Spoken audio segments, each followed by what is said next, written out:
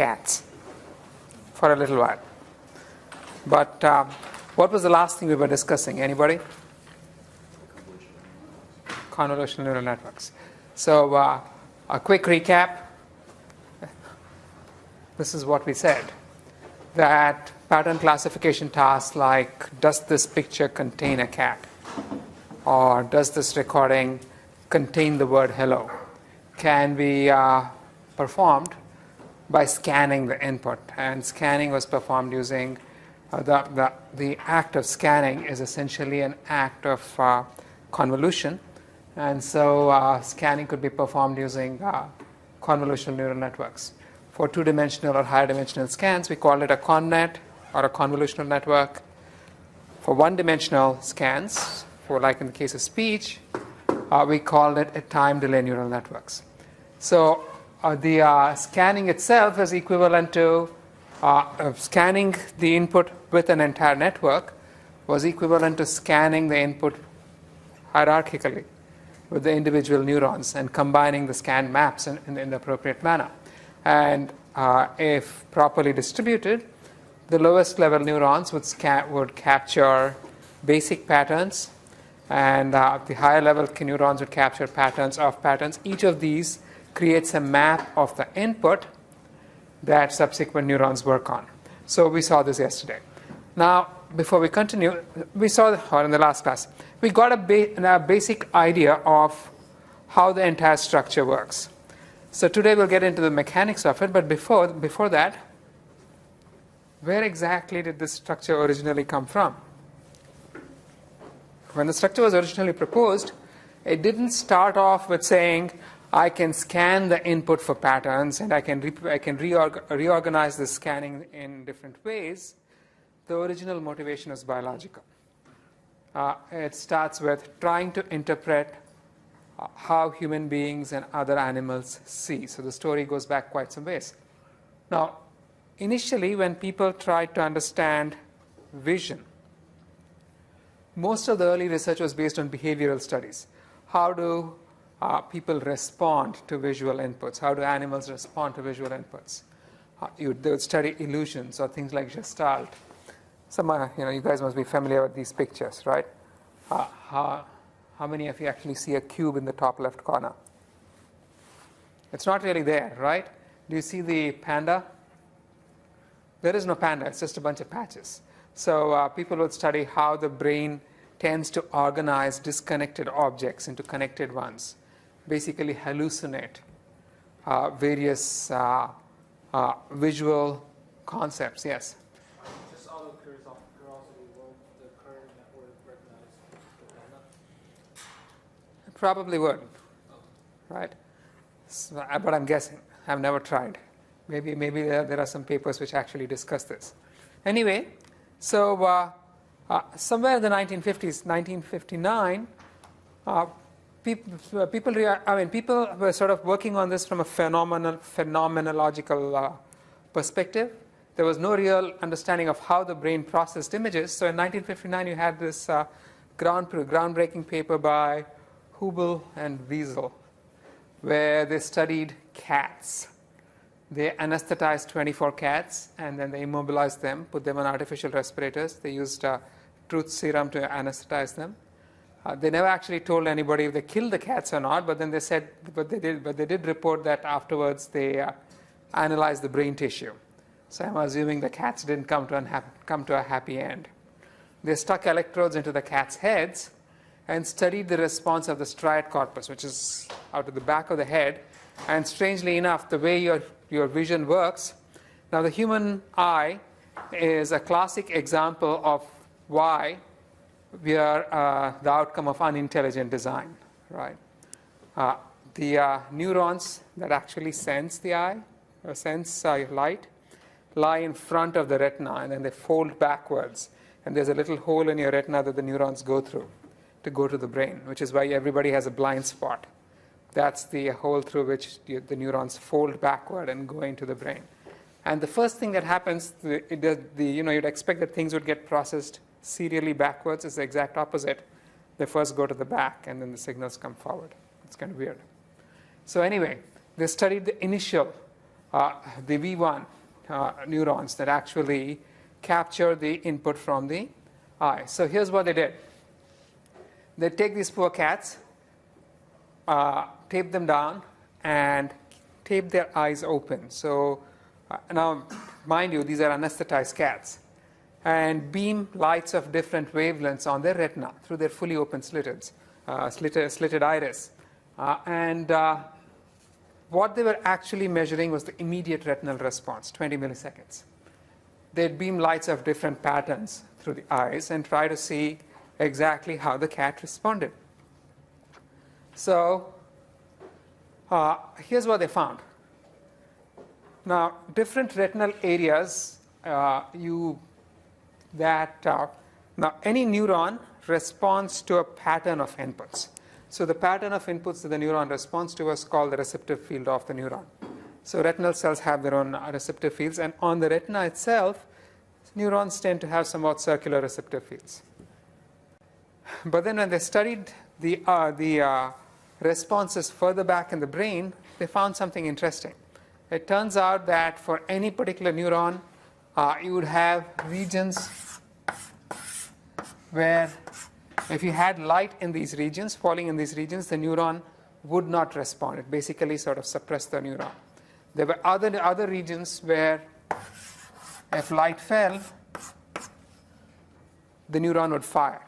And the rest of the regions, basically the neuron had no response at all. So if you had diffuse light falling on the eye, these excitatory regions would cancel out these inhibitory regions, and there was really no response. But then when you began having very specific oriented patterns falling on the eye, here's what happens. Now, what they found was the inhibitory regions for any neuron sort of lay parallel to the excitatory regions, which means that the eye responded most to light, to lines oriented in a specific direction. Different cells responded to different lines of different orientation. So here was a typical example. They have this line being beamed into the eye, and as they rotate the line, you can see that the response of the neuron begins to increase, and this particular neuron seems to respond most to vertical lines. Now, it was not just lines. If you just took a point of light and moved it up and down and left and right and so on, the response was the same. You'd find that when the motion was in the vertical direction for this particular neuron, that's when the neuron responded most. For other directions, it didn't actually respond. So here's what they found. Oriented slits of light were the most effective stimuli for activating striate cortex neurons. And they actually found that these things, the orientation of the processing is kind of hierarchical. You have, it's not just the very first set of cells that respond. Now, because these things are sort of responding to slits, they also, to oriented patterns, the first level of cells could get confused by little spots of light. So then this got cleaned up by further processing by the next level of cells. So they call these simple S cells and complex C cells. S for simple, C for complex. And basically, both of you have these two different types of neurons. And here's how they would work. So the retinal cells would have responses like these. They're all kind of circular. But the S cell combines the responses from many retinal cells, and these retinal cells would be arranged in some pattern along some orientation. So if all of these fired, this guy would fire. And if adjacent things fired, it wouldn't. So basically, this particular S cell is going to be to respond to light of a specific orientation. But then the S cell itself tends to have it has the tendency of being confused by little spots of light. So the next level of response is done by these C cells. The C cells get responses from multiple S cells, and it's only going to fire. They only fire in response to the largest output from these S cells. So what happens is that while the S cells individually can get confused by little spots of light, and the S cells individually are sort of responsive to certain orientations of light. The C cells clean up the response. They do not get fooled by random spots. They respond to the same orientation of light as the S cell, but they're basically cleaning up the S cell response by looking at a bunch of S cells and then picking only the largest of these. So you can see where this thing is going, right? So the overall conclusion they came to was that complex C cells build their response from similarly oriented simple S cells. They basically fine-tune the response of the simple cell, because the simple cell is responsive to some orientations. The complex guys fine-tune those. And subsequent layers of neurons would sort of operate on the output of the complex cells, and they follow the same structure. So the next level of neurons would be aggregating responses of a certain set of complex cells and then cleaning them, and then you'd have more C cells cleaning them up and so on. At least this was their hypothesis. And they show that as you go down, you get more and more complex responses that are built upon simple responses. But the basic unit remains the same, that you have a set of simple cells which respond to some patterns, and then you have more complex cells which sort of clean up these responses. Now, this was back in 1959, the first time people actually studied something of this kind. And they didn't have very many laws about how you can treat animals. And so thereafter, the next set of experiments were on macaque monkeys, which were not even anesthetized. So we won't go there. Anyway, this was, but there was, these studies were kind of incomplete. And maybe they never really explained the human vision to any real extent, although they were one of the first studies of this kind. The model cannot accommodate color, spatial frequencies, many other features which neurons are tuned to. So basically, all of those cats gave their lives for nothing other than letting us build convolutional neural networks. So every time you train a convolutional neural network, it's built on the cadavers of many cats. But anyway, so this was just the biological model, right? Fast forward 21 years, 1980, and this is where the computational model begins kicking in. This is Kunihiko Fukushima. He realized that the Hubel and Wiesel model has some deficiencies. Firstly, if these patterns of neurons are actually being responsive to, if these neurons are responsive to certain patterns of input, like certain, say the earliest neurons are responsive to certain orientations, the rest of them keep building more and more complex patterns, eventually you get to a point where the combination of all of these, the complex structure that's being recognized as your grandmother. Except we know from experience that it doesn't matter whether granny is in the middle of our field of vision or whether she's off to the right, you're still going to recognize her. So we have position invariance. And so there's this thing called a grandmother cell. Has anybody heard of it? There's even something called a Jennifer neuron cell.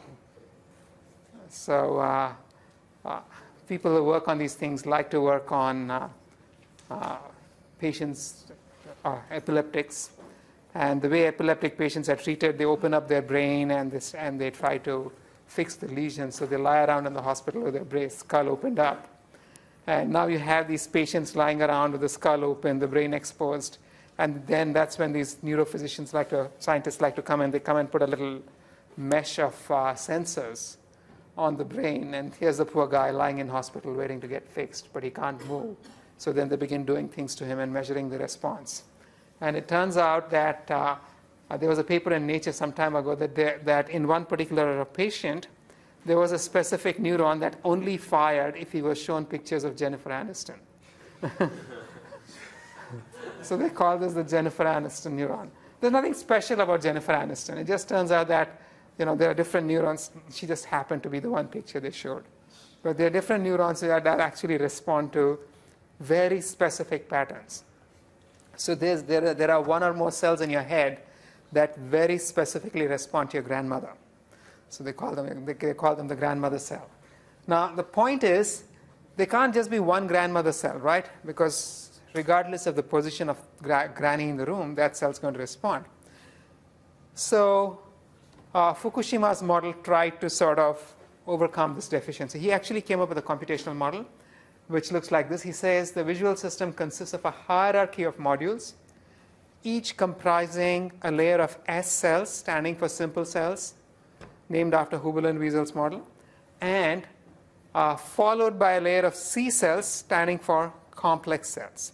So here is the model. You have U0 is the retina, and then after that you have many substructures where each one feeds to the next. The first one has got a layer of C cells, then you have a layer of S cells which operate on the C cells, and then the output of the C cells go to the next layer of S cells, the output of which goes to the C cells, and so on. And each C and so the C and S and C cells occur as units, combined units. Now, only in each group, only the S cells are plastic. Only the S cells actually learn. The response of the C cells is fixed. So the S cells respond to this, and the way they are connected, each layer of S cells responds to the output of the C cells in the previous layer. And each layer of C cells responds only to the corresponding S cells. Now, even more specifically, and this is how Fukushima introduced position invariance. Within each layer of S cells, you have many planes. So this is one layer of S cells where you have many planes, and within each plane you have several cells, and all of the cells within each of these little squares have exactly the same response. The only distinction is in which region of the output of the previous layer they look at. So if you look at this guy over here, you'd have some. This is one plane of S cells. So let's say this is your image. So this guy may look at this region. This guy may look at this region. This guy may look at this region. But all of these cells have exactly the same response, meaning each of them is scanning for exactly the same pattern. And then, so you have many such groups. So the S cells in this group have one response. The S cells in this group have another response, and so on. So within each plane you have S plane, you have many types of S cells. And then following each S plane is a C plane, where the C plane behaves very similarly, except that within each C plane, each cell over here looks at a group of cells out here and picks up the largest value and copies it over. Now, he didn't actually say it was the largest value. The point was that each of these guys responds to this group of units. And it's, again, all of these have identical responses. Now, the C planes are followed. So the overall structure looks something like this. The first level of S cells looks at the retina. The next level of then the first level of C cells, each C is going to look at the output of the S cells and look at how the C cells operate. Within this little rectangle, those C cells are only looking at the corresponding rectangle in the corresponding S plane. Then when you go to the next layer, you have all of these S cells, and each of these S cells is not looking at merely just one corresponding layer, a C plane. It's actually looking at the entire combination of them. So the way it happens is if you go to the next layer over here, so you'd have all of these C cells in the first layer, and the next one you'd have an S plane, and this guy is going to look at this one over here and respond to the combination of these three. And again, you get this position invariant pattern across the entire plane, followed by another layer of C cells, which is going to just look at small regions within each S plane. So this was just the computational model that Fukushima came up with. And he even tossed in mathematical formulae to make it complete. So here is the response of the S cells. It's a very complex looking formula. I have it there just because it looks fun. But it really just looks like a ReLU. And then underneath that is the response of the C cells, which looks just as funky. But it turns out that the C cells really are just performing a max operation. They're picking up the maximum of the inputs in a small range, small group of S cells. So you could simply replace these with ReLU, and a Max. So this entire pattern, this entire architecture was what he called a neocognitron. Now, neocognitron obviously means that he earlier had another model that he called the cognitron. And this was the newer version of it. So this was the latest model he actually came up with. And now observe that all of this is based on the Hubel and Wiesel model, where you have S cells responding to outputs from the previous layer. And, oh, you got it. Thank you. And you have C cells. Ah, beautiful. You have S cells responding to the output of the previous layer, and then C cells responding to the S cells.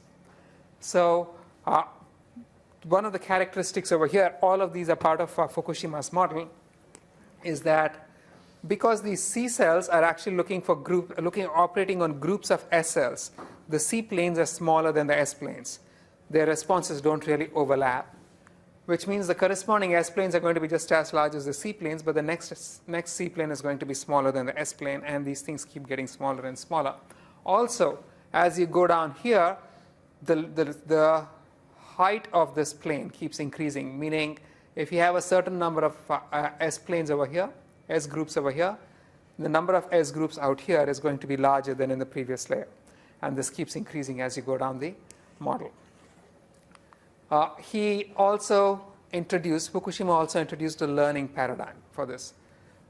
So again, this is a computational model for the brain, right, based on Hubel and Wiesel. The learning model that he introduced was unsupervised, which means that there is no real target that's being provided. After all, when we begin learning, the human vision or animal vision has a very large unsupervised structure to it. We just sort of learn to make sense of the world, starting out as babies. So this was supposed to capture that. And he used the Hebbian learning formula. Now, we all remember what Hebbian learning was, right? You'd start off with some weights, and then each weight gets updated by the product of the input and output of the corresponding connection. So this is exactly what he did. He would randomly initialize the C cells, S cells, and perform Hebbian learning updates. And the way it would be is that for each, within any layer, so observe that you have all of these guys. You can just stack them up in one pile. And at this position, you would pick, this entire position is going to be responding to some corresponding region in the corresponding value in the previous layer. So you'd pick only the largest at that position and apply Hebbian learning for the corresponding weight, and then share it across all of the layers. We don't really need to get into the details of it, but the point was using this very simple mechanism of unsupervised learning, where he would initialize them randomly, then he would provide some inputs, and then within each S plane, for any value in the input, he would see which one fired most, and then update the corresponding weight using Hebbian learning. But then once you update the weight of one cell in a specific group, you'd update the weights of all of the other cells in exactly the same manner, because within each group, all of the cells are supposed to have the same response. And when he was done learning, he actually finds that any plane learns just one feature. So if you provided a network with lots of examples of the character A, for instance, then you would find that different planes would learn different structures of this kind in the first layer.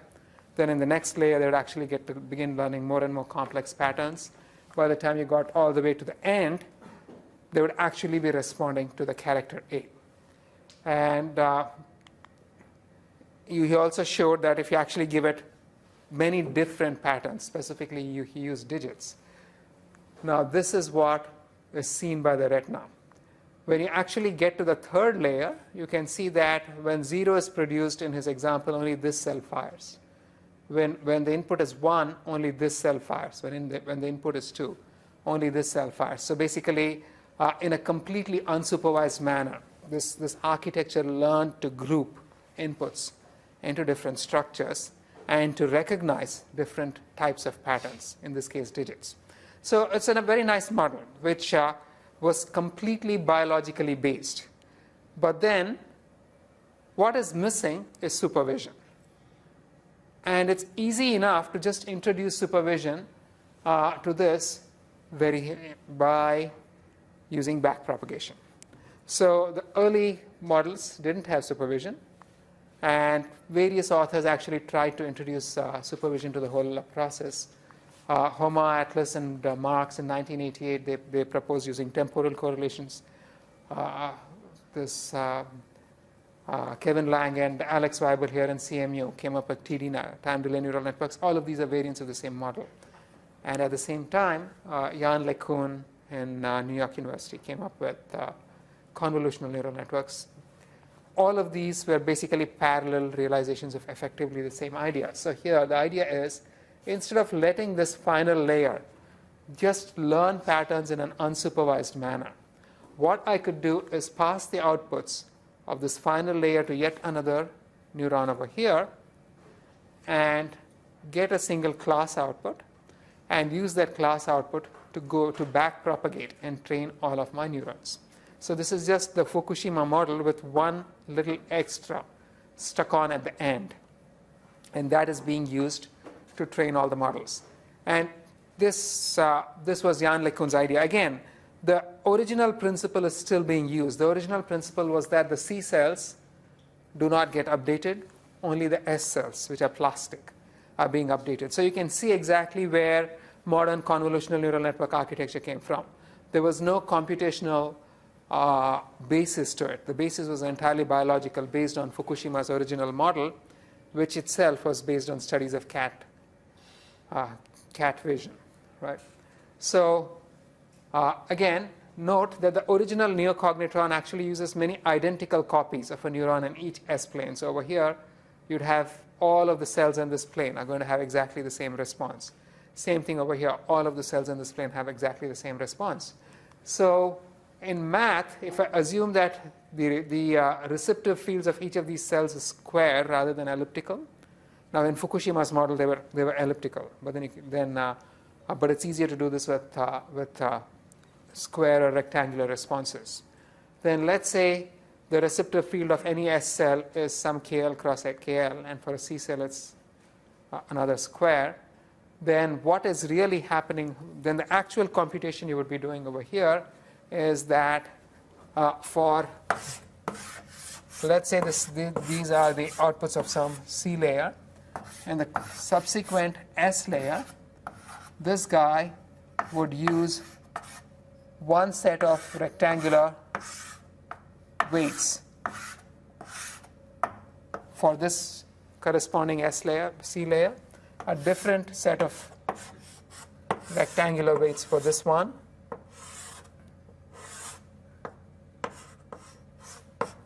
so you get the idea. You'd have one set of weights for each plane, C plane, in the previous layer. And the actual response over here is computed by basically taking an inner product between these two guys and an inner product between these two guys and so on, and adding the whole lot up and passing them through a activation function. In this case, the activation function was just the sigmoid. And subsequently, of course, the C, again, the C plane is only going to be looking at, this is for a C, this is going to be looking at a rectangular block over here again, but the C plane doesn't look at the other S planes, and it just picks up the largest of the lot.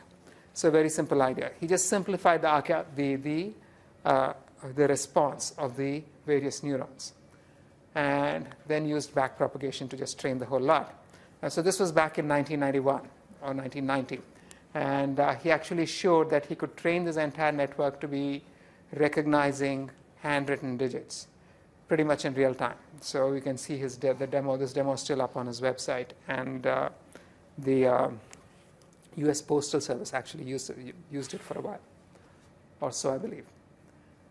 So the story so far, the mammalian visual cortex contains S cells, which capture oriented visual patterns, and C cells, which perform a majority vote over groups of S cells. to account for noise and positional jitter.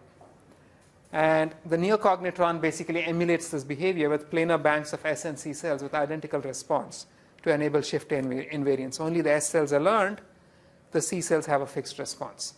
And in the original model, unsupervised learning results it was shown that unsupervised learning results in the learning of useful patterns. LeCun's LayNet, that was LeCun's version of the model with the supervision, added external supervision to the neocognitron, where the S planes of cells with identical response are modeled by a scan. You don't need to have many copies of the same neuron. You can just take one pattern and scan. Computationally, they're exactly the same. And the C planes, similarly, are emulated by cells that perform a max over groups of S cells by reducing the size of the S cells. The entire structure was now the convolutional neural network that we saw in the last class. So here's the general architecture of the convolutional neural network. It comprises convolutional and downsampling layers.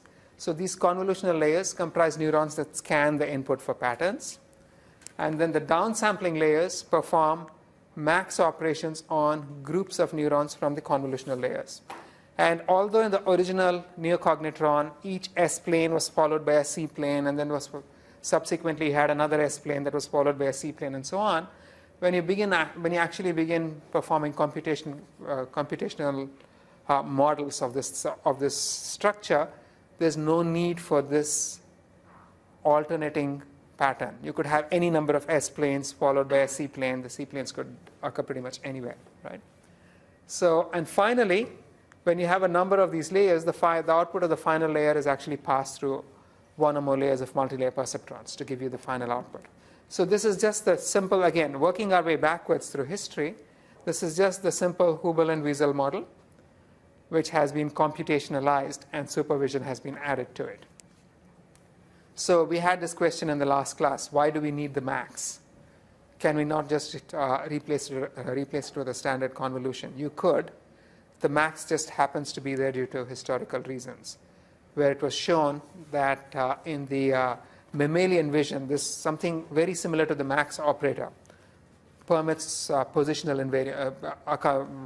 allows us to account for noise and jitter, and so that has actually been incorporated into the CNN model itself.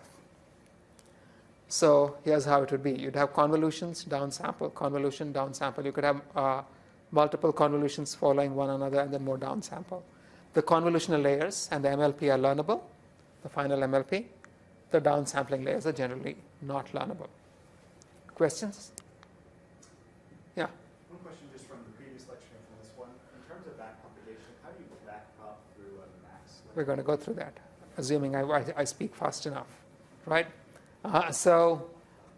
Again, the convolutional layer, that's exactly this. The convolutional layer comprises a series of maps corresponding to S planes in the neocognitron. They're variously called feature maps or activation maps. So basically, these guys are feature maps or activation maps. What you're really getting is you're scanning the input for some pattern, and you get a map. So the pattern that you're scanning for is the feature that you're scanning for. The corresponding output is a feature map or an activation map. You'd have several of these. And this convolution is basically followed by an activation function. So what you have here is originally you're going to be looking at these inner products, and you'll be summing over, this is the inner product of these two guys. You'll be summing them over all the layers, and then you're going to put this through some kind of an activation. So you have the two-step process. First, you're scanning the input and computing these inner products, and then you're passing them through some activation. So these weights are what are going to be learnable. Now, when you go to any particular layer, all the maps in the previous layer are going to be contributing to the convolution for each position. So which means that exactly this. When I look at what this value is obtained by looking simultaneously at all of the layers and all of the planes in the previous layer, right? So now consider the contribution of a single map. What exactly does this convolution do? So just to give you an idea. So this guy is looking at all of these. Let's look at just what this one term actually contributes to the overall computation. Let's say I have a 5 cross 5 image with binary pixel values. And this filter, let's assume that this term is 3 cross 3. And you also always have a bias term, right? So basically, we're going to call each of these. So here's a little bit of terminology over here. These guys, we're going to call them filters. These weights, we're going to call them filters. You're going to be scanning the inputs with these filters, right? So when I scan the input with a image with a filter is really just a perceptron with weights and a bias. Here's what you're going to get. So let's say this is my 3 cross 3 filter. I would initially just place this 3 cross 3 filter on the top left corner. So it's these numbers in red are just showing the value of the filter. You perform a component by component multiplication. You add in the bias. The result is going to be a 4. And so you compute this, keep shifting this left to right, and you'd compute the entire map of outputs when you perform the convolution. So this output, so this is the scanning of the input with a filter. So we're basically calling the perceptrons filters. And then once done, that output is going to go through an activation, like a sigmoid or a ReLU. More in modern convolutional neural networks, we actually use ReLUs. So the actual processing is kind of better understood now, because I'm arranging all of these guys one below the other, that processing is sometimes not very clear to interpret. So this is a different illustration that actually is visually more meaningful is something like this. Instead of showing all of these guys one below the other, I can arrange them as a stacking, in which case this becomes a three-dimensional structure. So all of these planes arranged one behind the other can be thought of as a cube. And now my filter can be thought of also as a cube. And what I would really be doing is imposing this filter on the stack and basically performing a component-wise multiplication and adding the lot across all of these layers, and then adding in the bias. So this guy is going to be for just one map, right? I'd have many of these guys being computed, and then I'd scan around to generate the entire map, like so. So this is going to give me just one single map, meaning just one of these guys, and I'd have many of these within any one layer. So another thing that actually happens, just an engineering issue, is the way I've shown it. When I'm scanning left to right 1 pixel at a time. There's no necessity for you to be scanning 1 pixel at a time. You can actually be scanning the shift that you have is what is called a stride. And the stride could be more than 1 pixel. You could be jumping 2 pixels at a time or 4 pixels at a time. And the size of the output is going to depend on how much you jump between one position and the other. It's going to depend on the stride. So for completeness sake, let's just take a look at this. Let's say this original picture is 5 cross 5. My filter is 3 cross 3. So if I start from this position, after only 2 shifts, I run out of the picture, right? So the result is only going to be over here. It's going to be 3 cross 3 because I can shift twice to the right, and then I begin moving out of the picture. So the complete map is going to be 3 cross 3. So it would be something like this, right? Suppose I have a stride of 2 instead of a stride of 1. What would the output be over here? It's just going to be 2 cross 2 because I jump 2 and then I'm done. So you'd have something of this kind. So in general, if my original image is n cross n and my filters are m cross m, the result is going to be that's right. This is going to be n minus m plus 1, right? Or in general, if I have a stride of s, that's going to be n minus m over s plus 1, the flow, right? You're going to be jumping around. The thing shrinks. So now what happens over here is that even if you just have a stride of 1, this results in a reduction in the size of the overall picture. And where you sometimes, in some conditions, this is considered unacceptable.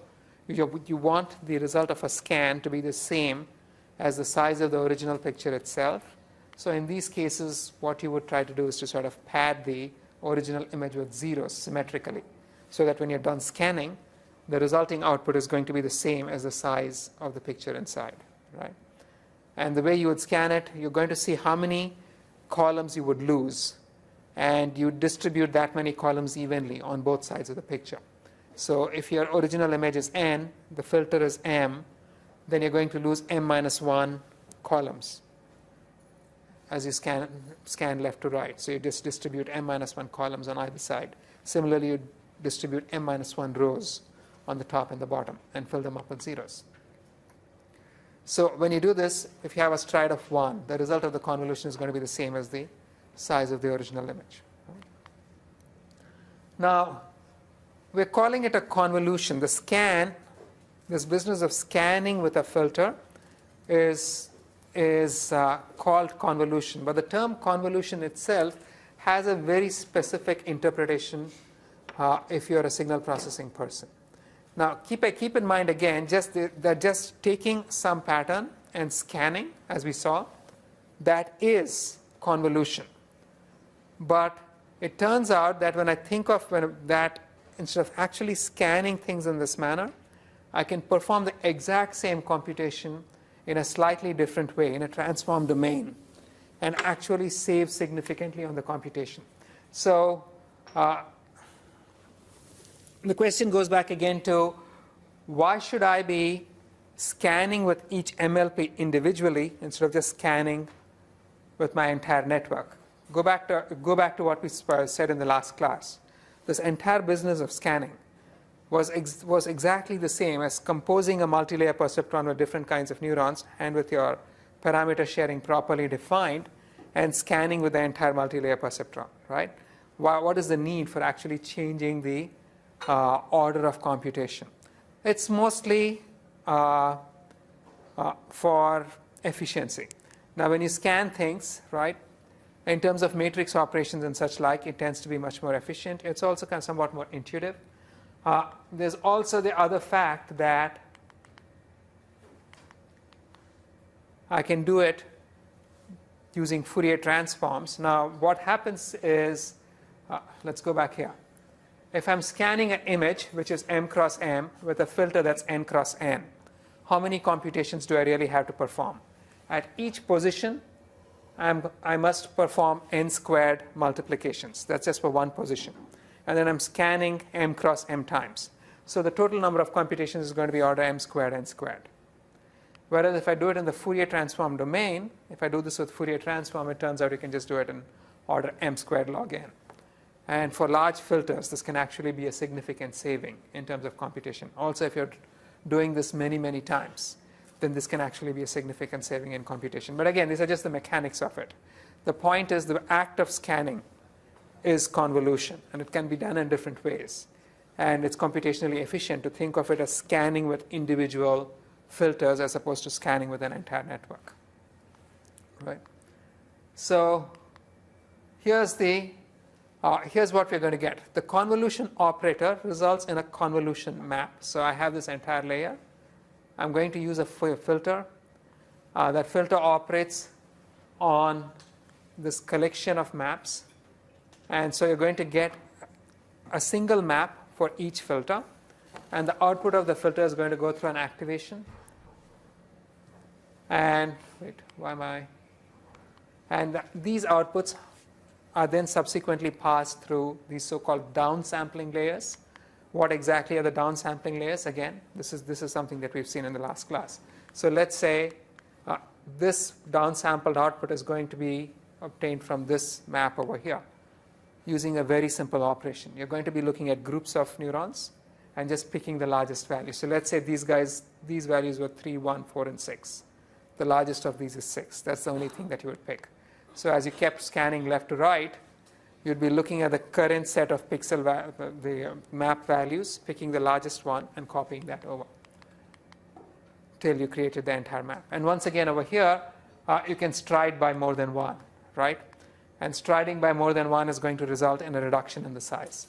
And typically, when you're performing the max pooling operation, you are going to be striding by more than one, which is why we call this the downsampling operation. So if you have some p cross p pooling and you have some stride d, the result is going to be n minus p over d plus 1, exactly the same as we saw before. So you don't always have to take a max. There are other operations you could perform. So instead of just looking at picking the maximum of these guys, you could be picking the mean. Remember, the whole business of taking the max was to permit a certain amount of jitter in the input. Taking the mean might also give you some amount of jitter invariance. The advantage of the mean over taking the max goes back to Andrew's question, how do I actually take a derivative? In the case of a derivative, it's fairly in the case of a mean, it's fairly obvious. In the case of a max, it's not clear how you take a derivative. Or you can take something like the p norm. And the max is actually a limiting case of the p norm. So you can perform different operations. Or even you can replace that entire operation with a little multi-layer perceptron. So instead of actually performing a max, you can actually learn what the operation might be. And that learned operation could be a single perceptron, or it could be a multi-layer perceptron, or it could be anything of that kind. Again, the point is this operation is being performed by scanning over the input. And it turns out that all of these different variations have been proposed in the literature. And there are different papers about it. So, which means that I can get rid of the max altogether and just have only convolutions, where downsampling happens in some layers which have strides greater than 1.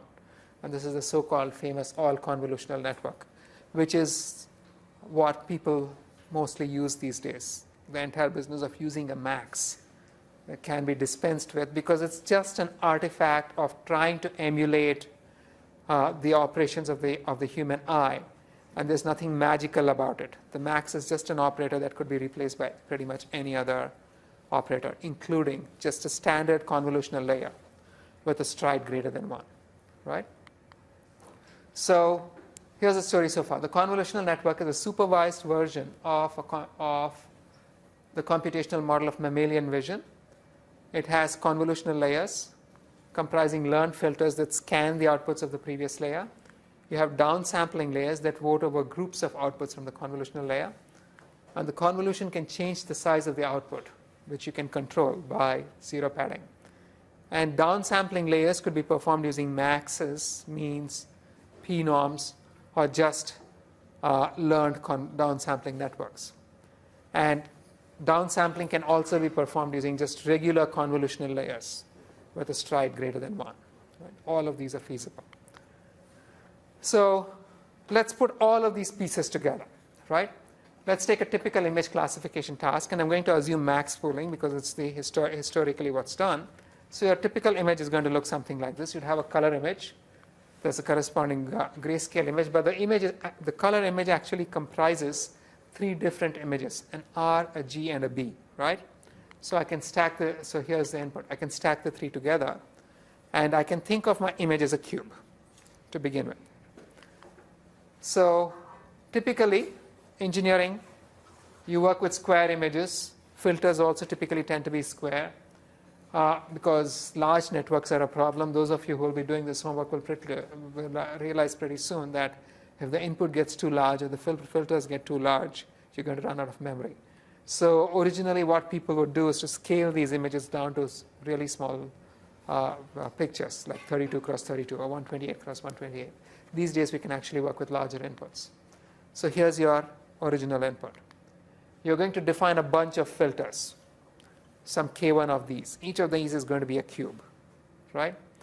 And these filters would, the filter sizes are typically 5 cross 5, 3 cross 3, or even 1 cross 1. And the number of filters is typically set to be a power of 2. Again, I'm giving you values that have historically been found to be kind of effective. But there's really no, I mean, there's nothing magical about powers of 2. These are just typical values, right? Now, what exactly is this 1 cross 1 filter? We all understand what a 3 cross 3 filter is. What would a 1 cross 1 filter be? So it turns out a 1 cross 1 filter is just a perceptron, a simple perceptron that's looking across the planes.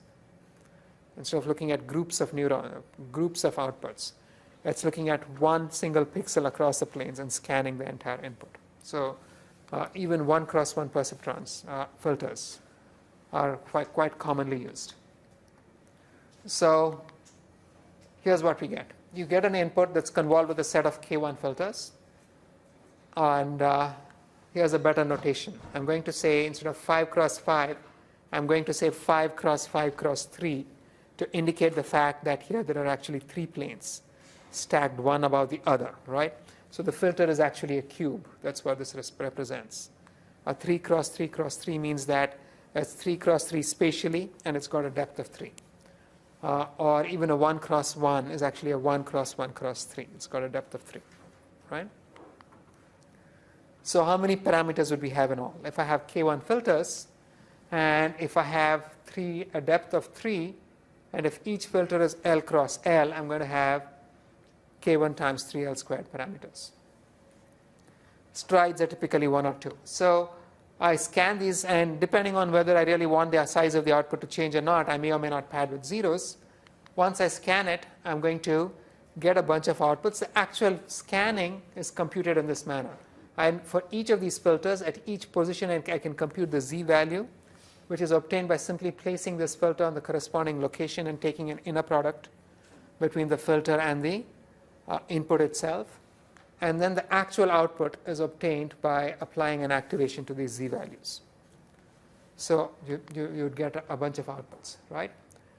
So for the first layer alone, you're going to have K1 times 3L squared plus 1 parameters, where the plus 1 is meant to account for the bias.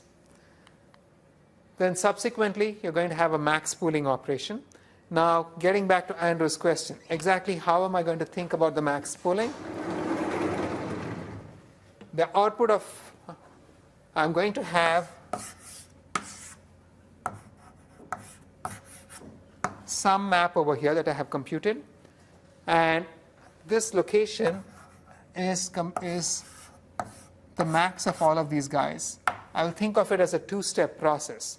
In the first step, I find out which position was the max. So that is the P, that is the U over here. Where did that go? That is the P over here. And then subsequently, I'm going to read the value at that position. So I'm thinking of this as a two-step process, and we'll see why this matters. So here is the result of the first pooling layer. Again, I've stacked all of these things together, and now again, I can think of it as a cube.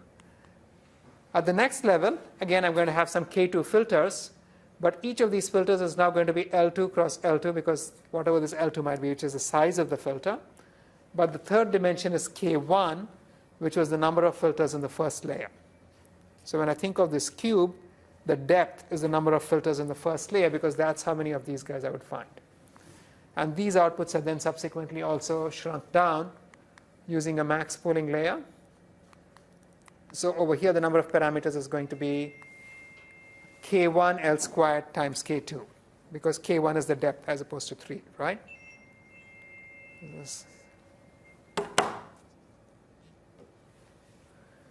And then I'd have more downsampling.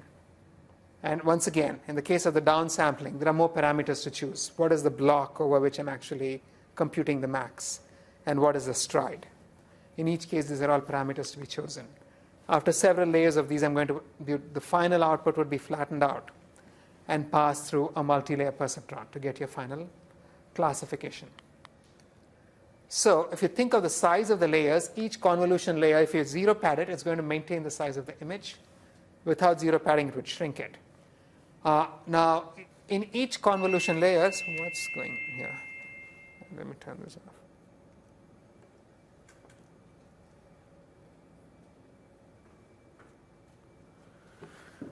So within each convolution layer, I can actually increase the number of maps. So in the first layer, I might have some K1 filters.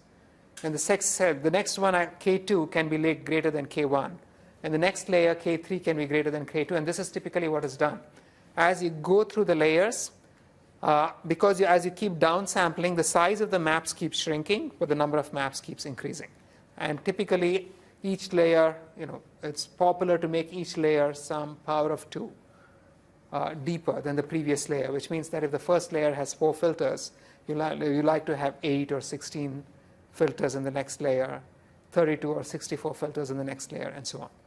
You like to increase the filters in terms of powers of 2. And the final MLP, you have to decide how many layers and the number of neurons in each layer. The numbers are on the slides, partly. I'll skip the details.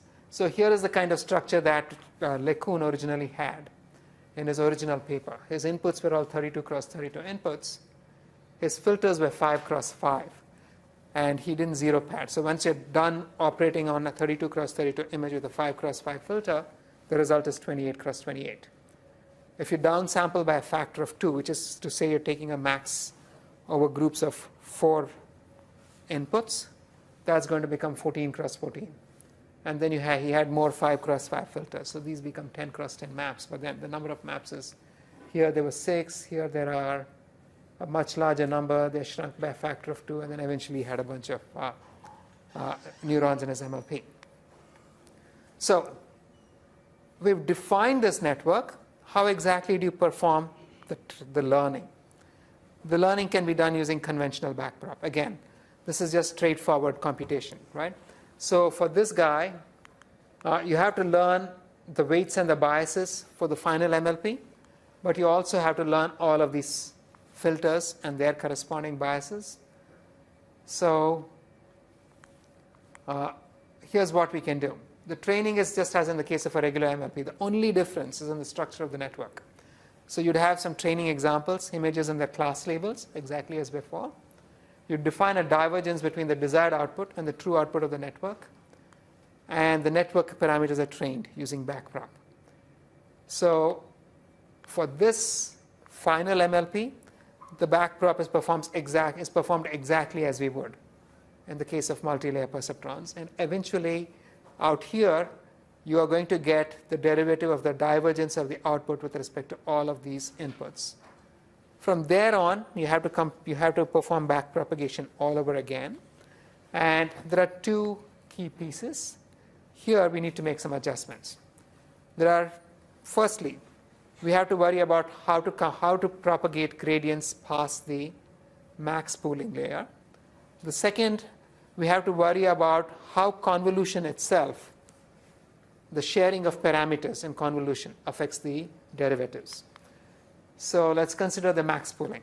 I just have this in symbols, but when you're performing your operations forward, at each location, you keep the value or the identity of the location from which you pick the maximum value. Now, what exactly does a derivative mean? A derivative tells you how much changing a specific value is going to change the output. If I only copied this value to the output, then changing the rest of these guys is not going to change the output. So you'd set all of the rest of these derivatives to 0, and you're going to set the derivative of the one guy, which is the maximum, to be the derivative at this point. So the derivative of the divergence with respect to this term is going to be the same as the derivative of the divergence with respect to this guy. For the rest of them, it's 0.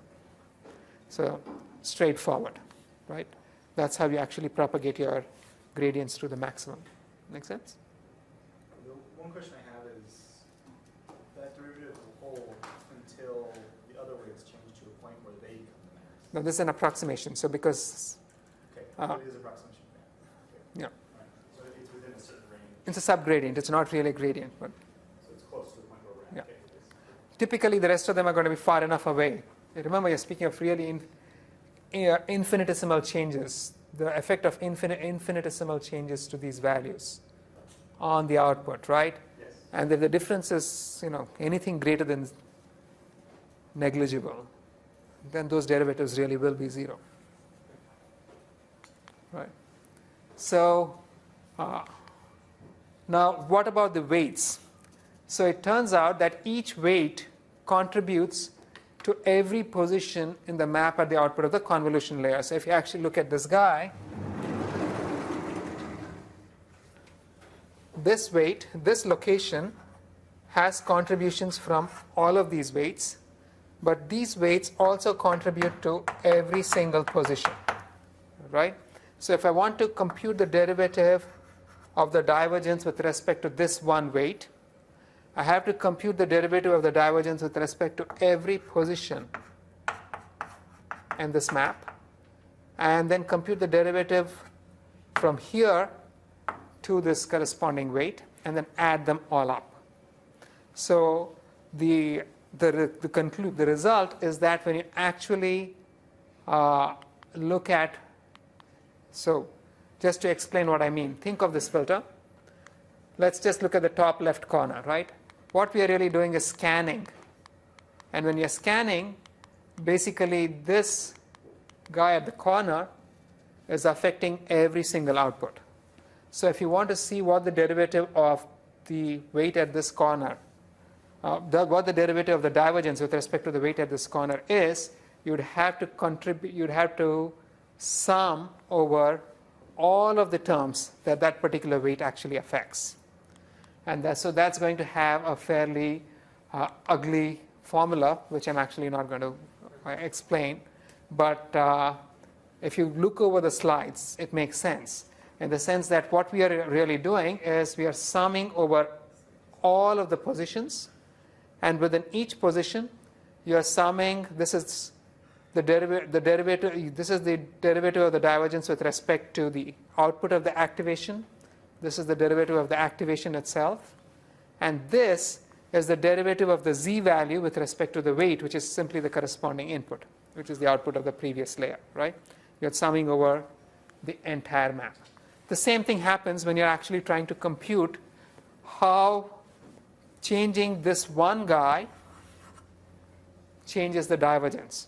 Changing this one guy is going to do something, or say, is going to do something very interesting.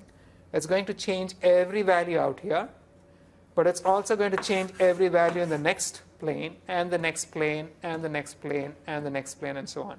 So you'd be summing over all of these and summing over all planes. So as a result, you have multiple summations. The first one is summing over the entire plane for each of the planes, and then summing over all of the planes. So it's just a simple modification of your standard backprop, right? You're just accounting, if you actually draw the influence diagrams, you can actually see everything that is being affected and add them all up. So this entire gradient computation can now be embedded into a standard backpropagation and gradient descent algorithm. I've sort of skimmed over all of the details, but then the concepts are fairly straightforward. There's nothing particularly dramatic about any of this. The only novelty over here is the shared parameter structure and the scanning. So here's the story so far. In summary, the ConvNet is a supervised version of a computational model of mammalian vision, which includes convolutional layers, which comprise learned filters that scan the outputs of the previous layer, and downsampling layers that operate over groups of outputs from the convolutional layer to reduce not the network, but the output size. And the parameters of the network can be learned through regular backpropagation. Max pooling layers must propagate derivatives only over the maximum element in the pool. And for the rest of them, the derivatives must sum over appropriate set of elements to account for the fact that the network is, in fact, a shared parameter network, right? So training, standard convergence issues. If you worked on homework 1, you know exactly how you're struggling in making things converge. You typically need things like RMS prop and other momentum style algorithms.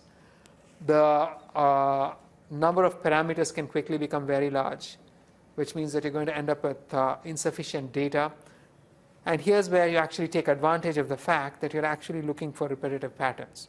So there's a very standard approach for augmenting your data, which is to start off with the original data and perturb it, like rotate it, stretch it, distort it in a little way, and make synthetic data. And you can actually increase the volume of training data by many orders of magnitude in order to increase the effective amount of training data that you actually use. There are details of the different kinds of transformations you can perform are on the slide. So also, when the networks, you can have any number of convolutional layers. And as you increase the number of convolutional layers, the effective performance, the effectiveness of the network can be expected to improve because you are be able to search for more and more complex patterns. But then now you run into training issues, as we will see in a later class.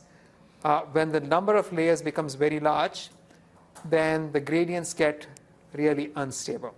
So to account for this, one of the most common formalisms is something called a ResNet, which we'll see in a few minutes.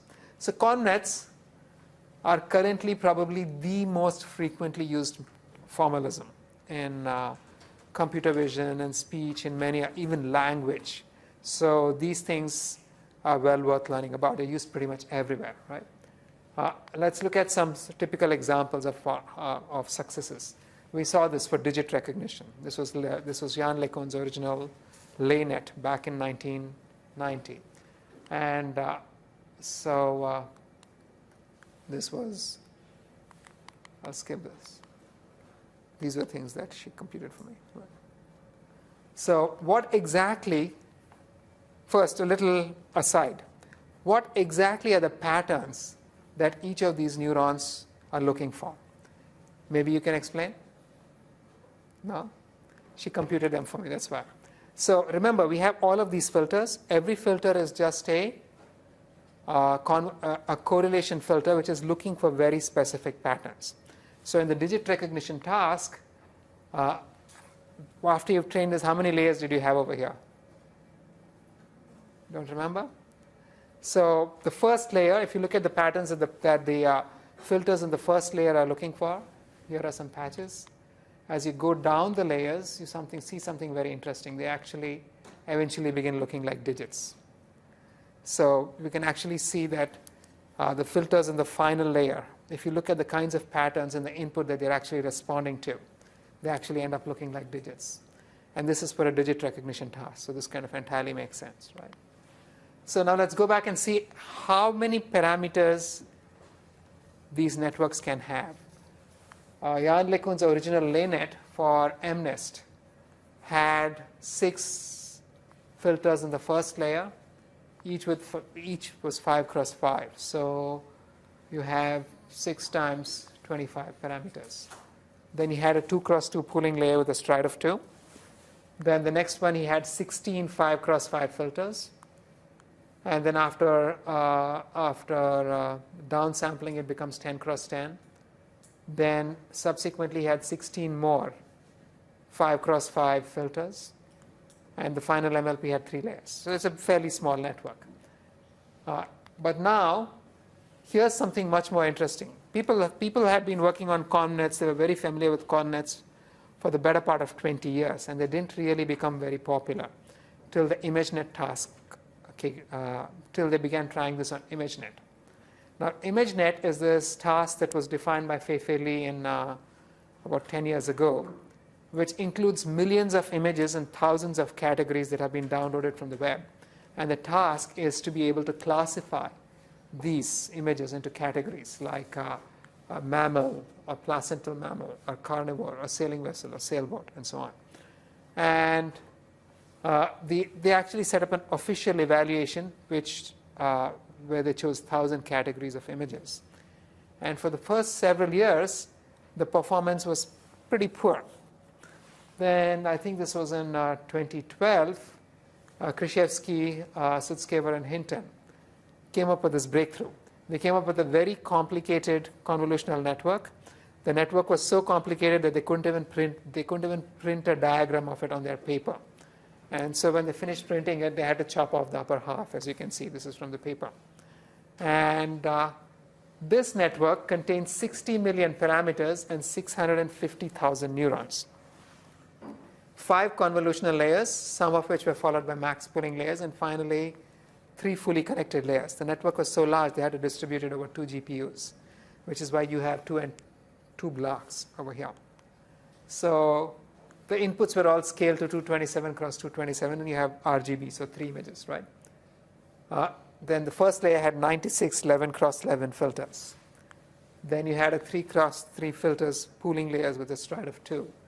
Then you had 256 5 cross 5 filters, and then pooling over 3 cross 3. Then you had 384 3 cross 3 filters. Then you had 384 more 3 cross 3 filters. And then you had 256 more 3 cross 3 filters. And then you had fully connected layers. And when everything was said and done, you had 650,000 neurons, 60 million parameters, 630 million connections. Many of them are shared. And that wasn't done. Once they actually trained the network, when they actually performed classification, they wouldn't just give it the original image. They would sort of shift the image around, basically crop different sections of the image, and perform classification many, many times, and then vote over the lot. So they have some more details of the training in their paper, but here is the key piece. Right before their paper, the error rate on classification error rate, top 5 classification error rate on ImageNet was greater than 25%. With their ConNet, that suddenly went down to 18%. And when they used 7 of these networks and voted across the 7, the error went down to 15.4%. So that's like a 40% reduction that they got in one paper. This was obviously a landmark paper, right? And they also showed, here are some examples of the kinds of filters they actually end up learning in the first layer. But more interesting was this. Here are some outputs that they got. This is being recognized as a mite, a container ship, a motor scooter, a leopard. This is actually being recognized as a cherry, although it's supposed to be a Dalmatian. But it's got cherries, right? This is a squirrel monkey. It's being recognized as a Madagascar cat. And this is very validly being recognized as a mushroom. But I don't know why they call this a grill. But even the misclassifications were very often not totally off. And more interestingly, they found that when you actually have the ConNet, you can take the representation that the final layer gets and treat that as a feature. And if you just computed the features from many images, so in this column, they use the features derived from these images as queries and try to find other images whose features are closest to this one's features in an inner product sense. And they find that the flower actually pulls up other flowers. Elephants pull up other elephants. So they also found out that they're automatically learning very meaningful kind of features, right? What sort of inner product did they use? Like, is it just like Just standard cosine distance over here, right? Then things go haywire. So Zeiler and Fergus, they engineered that down. They reduced the number of filters. They reduced the size of the filters. They reduced the size of the filters, made it simpler, increased the number of filters. They brought the 15.4% error down to 14.8. And then these guys, they are the best. They ran, this is a classic case of stochastic research, right? They took, they literally ran thousands of different configurations of ConNets. I'm not sure exactly where they got all the GPUs for it, but just this one experiment must have increased the global temperature by 1 degree centigrade, right? And finally found that with a network with 140 million parameters, they can bring the error rate down to 7.3%. Now remember, you're speaking of something that was 25% only 2 years earlier, right? And so VGGNet remains one of the most popular models that people use for ImageNet these days, and you can download it off the web. And then Google went one step crazier. They came up with this really crazy architecture that I can't even explain. The nice thing is it has only 5 million parameters, and now the error rate is down to 6.7%. And then the Microsoft guys went off again, and they increased the number of layers, but then they have one extra trick that you guys are likely to use, and maybe you will actually see in your recitation, which is the ResNet, where after 2 convolutions, they take, or after a certain number of convolutions, they add the output back to the input. So this has the nice characteristic of not having the derivatives blow up or shrink to nothing as you go down very deep networks. And now you can have networks with thousands of layers. And as a result, the error, which was 25% only a few years ago, is down to 3.5%. And the latest errors are like, more details, right? The latest, and now a couple of years ago, there was an award-winning paper called the DenseNet, where this was, again, the way to think about it is, again, you're scanning the input with a multi-layer perceptron, but it's not really just it's not a multi-layer perceptron in the traditional sense.